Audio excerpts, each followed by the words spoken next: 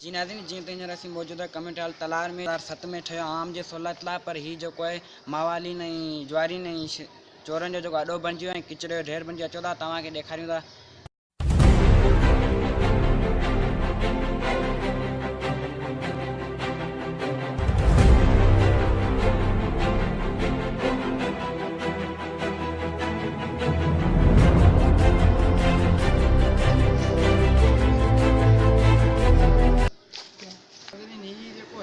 माना काफ़ी ॾुकाई आहे हिनजी मरामत जॾहिं 2007 में ही कंप्लीट थियो तॾहिं हिनखे नालो ॾिनो हुयो कम्यूनिटी हॉल।